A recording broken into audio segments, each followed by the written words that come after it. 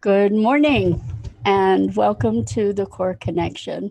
I'm Mira Rubin here with you on Enlightened World Network. And today's topic is inconstancy. And we're living in such a profound time of change that it's a particularly relevant topic, I think. So it should be fun. But until uh, let's get ourselves all set and ready by bringing ourselves present. So let's take a deep breath in through your nose, hold it, and imagine all that wonderful oxygen coursing into your lungs and into your bloodstream and nourishing all your cells and all your organs. And as you exhale, exhale any tension, any stress. And let's take another deep breath in through your nose. Hold it. And now imagine bright, sparkling white light coursing through every molecule of your being, throughout your body and beyond, connecting you with the universe. And exhale any remaining tension. And now let's gently press our palms together, softly rub your fingers against your palms. Feel that tickling, that tingling, that deliciousness in your fingers, in your palms, and bring yourselves present right here, right now, enjoying the wonderful, wonderful experience of being in these physical bodies. Good morning, Dido. I see comments. So, this is a wonderful, wonderful thing.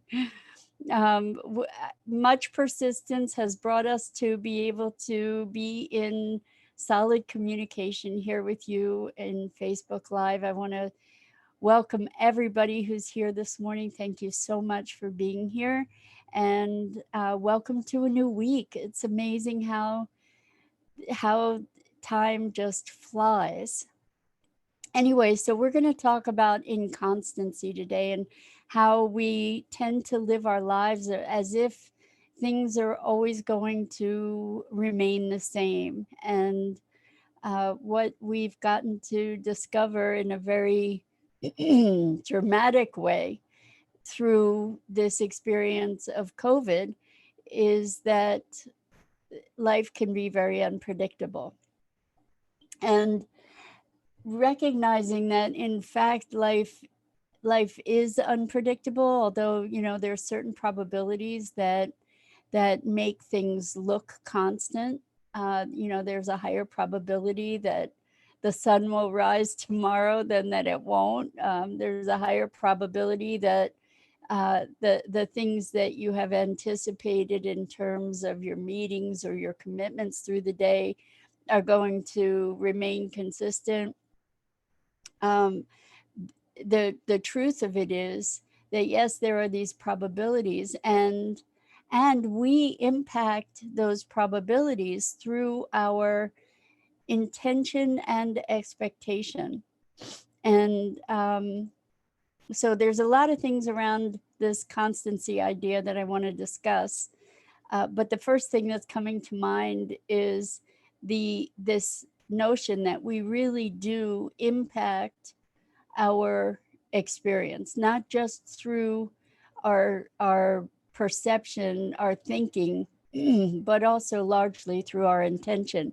And there's a wonderful, wonderful organization called PAIR, PEAR, I believe. And I think it's from Princeton, and it is has been a many, many years long study, more than 20 years for sure, long study of probabilities. And the way that it works is really interesting. There is a random number generator, and there are these little pods all over maybe the world, but at least all over the country, that generate these random numbers. And typically you see these, the regular expected pattern of randomness in these numbers. The one of those founders of PAIR is Dr. Roger Nelson, Nelson. Anyway, what is fascinating is that when there are events that create a global impact. Prior to those events, there is a shift away from this randomness. There is a coherence and a resonance that arises in these numbers that is that defies any kind of statistically explainable phenomenon. So, for instance, before 9/11, there, I think it was up to 24 hours before 9/11, there was a huge spike in the uh, the coherence of these numbers, and uh, around Princess Diana's death, and also obviously during and after 9/11, there was this greater coherence. And the same with Princess Diana, and with major earthquakes and all kinds of other uh, what we'll call tragedies. And I find this really, really, really fascinating because it validates the notion of collective consciousness. It validates the fact that we are all connected on an other than conscious level. So, how does this come back to the idea of constancy? Well, constancy, we nurture the illusion that things are the way they are as a solid, predictable fact. We experience our lives as on a continuum. It's always been this way. It'll always be this way. And what we're getting to discover in this time of COVID is that there can be very radically unanticipated changes that occur in our lives that were unanticipated. Now, that's not to say that there weren't people who predicted that we would be at the effect of a global pandemic at some point or another. That also has been in the collective awareness. But the disruptions that we feel as a result of the truth of the inconstancy of our lives can be can be debilitating, can be fear engendering for so many people. And what is a counter measure to be able uh, to mitigate the extreme of fear and discomfiture that results from this inconstancy? Dido, you are my champion always. Dido found an article about PAIR, the Princeton, I forget what the E stands for, but anyway, it's a research lab, and it's called Mind Over Matter, this article. It's really, really fascinating, and you can find all kinds of research on it, or articles on it. Good morning, Annette Martz. Thank you so much for being here. And for everybody else who's joining us, I so appreciate your company. I want to ask you guys who are listening and watching, Princeton Engineering Anomalies Research Lab. Yay. Thank you so much, Dido. Always rising to the challenge here. That's beautiful. So that's PAIR, Princeton Engineering Anomalies Research Lab. Because we call these things anomalies uh, because we have the assumption of a certain constancy that doesn't allow for our connectedness necessarily. I love that the PAIR research really does support the notion that we are of one consciousness. Good morning, Catherine. And I'm not going to pronounce the rest of your name because I'm afraid that I will destroy it. So I hope that's okay. I'm wondering, for you folks that are here with me today, what is your experience of constancy, or better yet, the disruption of what you assumed to be constancy. How has that shifted life for you? How have you responded to unexpected changes? Um, so Catherine's laughing because I wasn't brave enough to take on trying to communicate her name. Anyway, let's think about the when things don't go as you expected. Inconstancy is sort of another way to be thinking about change, right? When or surprises. So how well do we flow with the unexpected in our lives? Well, some of us get really disoriented. I know for me, when in the past, I'm happy to say in the past, when things, good to see you, Jeff Holman. Hello, welcome. Boy, it's been a really long time. We're talking about inconstancy today, and how disruption of our expected projection of reality registers as an internal experience. So, what happens? Do we freak out? Do we get excited? Do we become fearful? When we recognize the unpredictability of things in life, what's the gut response? Good morning, Shri. And I'm not going to try and pronounce the rest of your name either, because I'm not feeling that bold this morning. Great to have you here. So when the responses of fear, for instance, or anxiety in the face of unpredictability or inconstancy comes from truly the presence to an awareness that we don't control things. So what is challenged is our sense of control, and that sense of control is nurtured by the illusion of constancy, that things are going to continue exactly as they are or with very slight variation.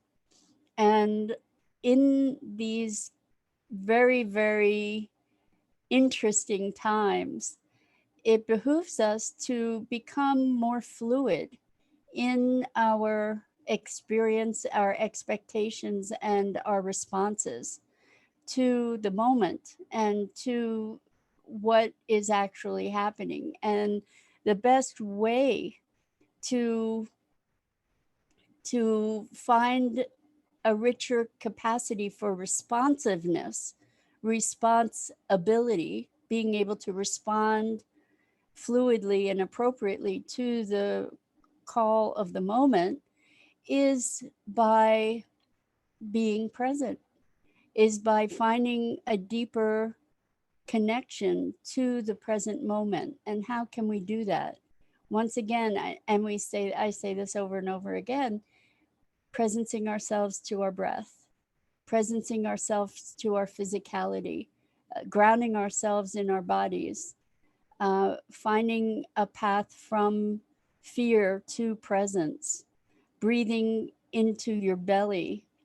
And when we bring ourselves present physically, then we can find a place to have that deep breath, to be able to take a pause, to be able to move out of the frenzy that might be going on in our minds, and to come back to a place of resourcefulness that exists purely when we are present, when we're not influenced by the past, and when we're not projecting into the future. So Jeff says, acceptance of the things we cannot control is most helpful. Presence helps do this. Exactly. So one of the things that I think is such a really cool way to bring ourselves to presence is by gently rubbing your fingers against your palms and putting your attention on that sensation as we breathe. And as you feel that sensation, you're presencing yourself into your body. And when we do that, it's like it's a pattern interrupt. In other words, we have all this frenzy going on around fear or anxiety, and when we break that pattern by shifting our focus, we then have more resourcefulness available to us to actually bring ourselves present. And I wonder, um, with inconstancy, how does it show up for you in your life? Have you had encounters with other people where all of a sudden you're in a conversation or in some kind of engagement with another person, and things take a left turn out of nowhere, and all of a sudden you end up in a place in relationship that sort of shatters your experience of reality. I think many of us have had experiences that have really shifted our perception in a radical way. I can remember a couple times in my life where I I remember when I was in college, in relationship to this other person that I had a deep affection for. I mean, I thought this person was I thought this person was. That's the key. Is I thought that this person was all these things, and a circumstance happened. I don't even remember exactly what the circumstance was, but it completely misaligned with all the projections that I had had about who he was. And I, it caused me to question my whole experience of reality. It caused me to question everything else I knew. And it was a crisis of meaning for me, a crisis of identity even, because all of a sudden something that I thought I knew was was shattered. Like this, something that I knew in my being, or I thought I did, was shattered.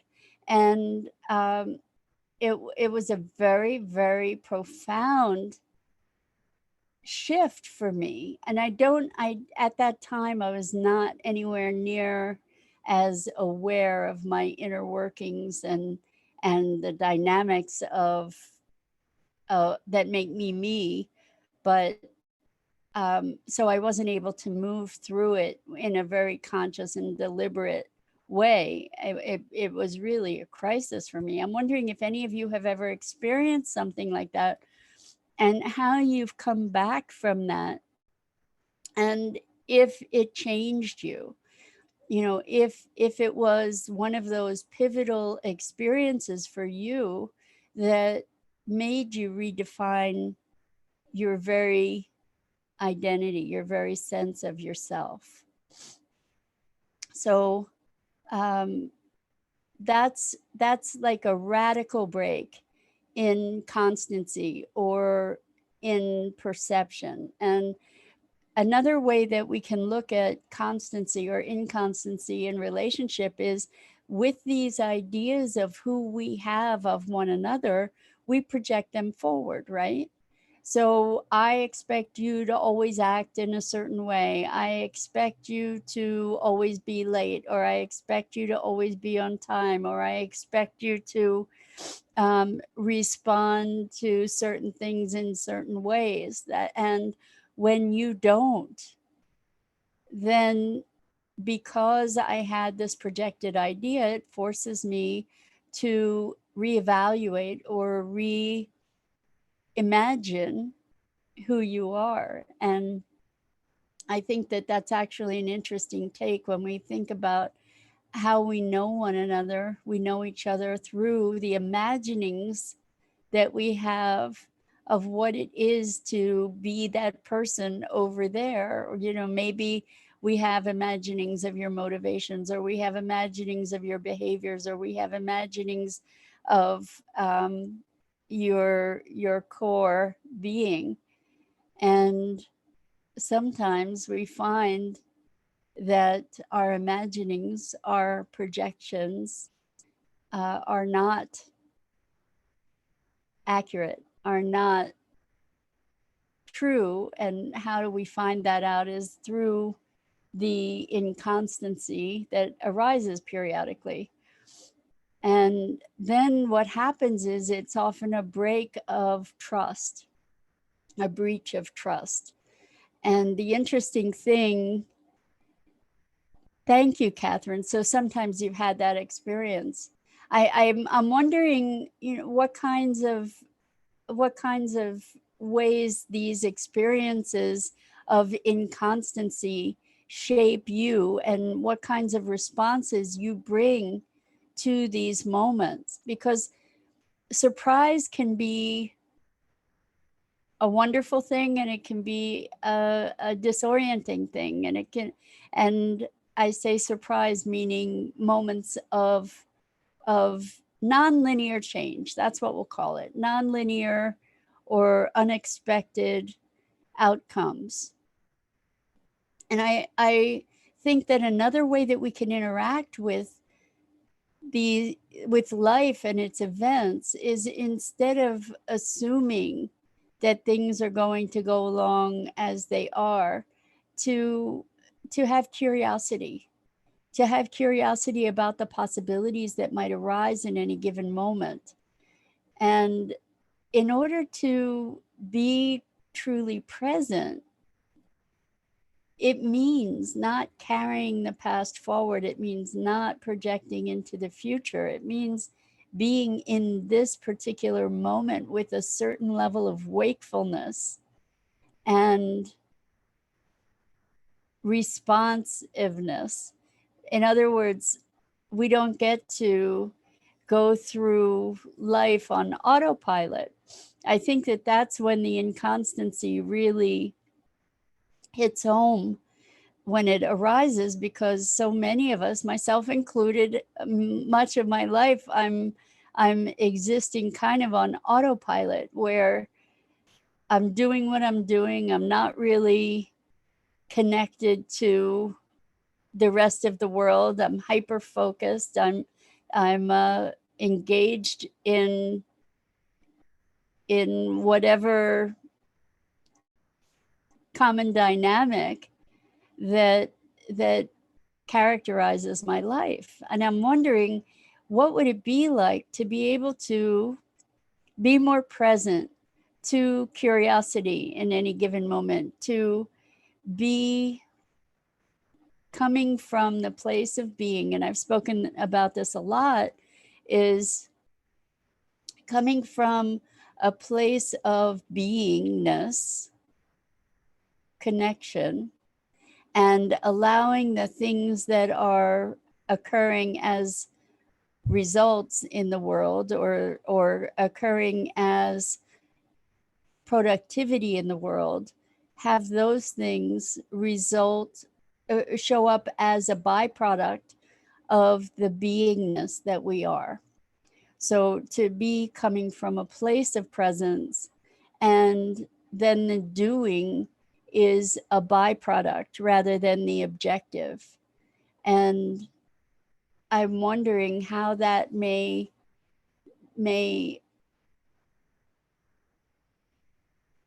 allow us to be less reactive to inconstancy when things shift, and will be more lithe and more capable of responding in that moment in an appropriate way. So when we have an attitude of curiosity, Catherine says, I draw within and know everything is working for our highest trials makes us grow. For our highest trials make us grow. Catherine, what you're saying is so important. The vantage point from which we interpret life makes all the difference. And frankly, exactly what you're saying has been such a profound tool for me in life, is that everything is perfect. And that may sound really Pollyanna, particularly if you're experiencing trials and tribulations, if you're experiencing hardships. It may be particularly hard to imagine that the moment is perfect. And the bottom line is that we get to choose our response. And the more present we are, and the more, I think, the more trusting we are that life is unfolding in its perfection, the greater our capacity to choose how we respond to a given moment. And when we're experiencing a hardship, we do get the opportunity to ask, what is the gift in this? What is the opportunity in this? And to be operating from that place is an expansive experience, or produces an expansive experience of life, and an embracing of life rather than the resistance to it. And ultimately, the inconstancy of life. Catherine says, yes, yes, yes. We get each other here, Catherine, I think. The inconstancy of life gives us the opportunity to rise to choice and presence and our own evolution as we receive whatever circumstances present themselves as something that is there as an enrichment. And when we work from that assumption, then we actually do create the experience of enrichment. So Catherine says, definitely. We're definitely on the same page. So I think, unless you have any other comments to add this morning, I think that might be it. I so appreciate you joining me here on the weekdays. I'm here at 9 a.m. Eastern time, every weekday morning, and this is the Core Connection. And we're here through Enlightened World Network. So if you check out their Facebook page, Enlightened World Network, there's all kinds of amazing programming there. And Jeff says, how you respond to change hopefully changes once you realize some things are beyond your control. Exactly, exactly. That presence you speak about is key. Others around you may not always be as present and miss the banana boat, so to speak. Yeah, that's super, super true. And as we become, so the idea that things are beyond our control, I think most things are beyond our control, that we have an illusion of control. And when we realize that it's beyond our control, that what we get to control is our response and our presence, then you're right. That is the key to the whole thing. And yes, others around you may not be as present. And we get to, when we're present, we get to be in this dance with others and to be able to respond. And that's the biggest challenge. It's a big challenge for me too, to maintain a sense of presence in the moments when there is a conflict, or there is a disruption, or things go in a way that that are unanticipated. So Dido says to look for the gift of the situation, so we come from responsiveness, not reactivity. Exactly. That's the idea, is to be able to extricate ourselves in any given moment. And I'm still working on this, I have to say, from the momentum of a situation, to be able to respond to it appropriately. And Catherine says, bless you, I needed you this morning. Well, Catherine, I'm so glad you were here and that this was helpful. Many things, many think we are strange. Yes. Well, we are, and that's not a bad thing. You know, maybe we are helping to blaze the way for a new norm. That would be a wonderful thing if we could do that. And Catherine says, I will be me. And you are so, so welcome, Dido, and everybody else. Jeff, it was great to have you here this morning. Being present gives you a better sense of true power. Actually, 100%, that is where power resides, is in presence, because it gives us all the capacity to respond in an appropriate way to the requirements of the moment. So, on that note, thank you all. This has been such a treat for me to engage with you. And I hope to see you here again, once again, every weekday morning, 9 a.m. Eastern Time. This is the Core Connection. And so much love and compassion for you. Until next time, we'll see you soon.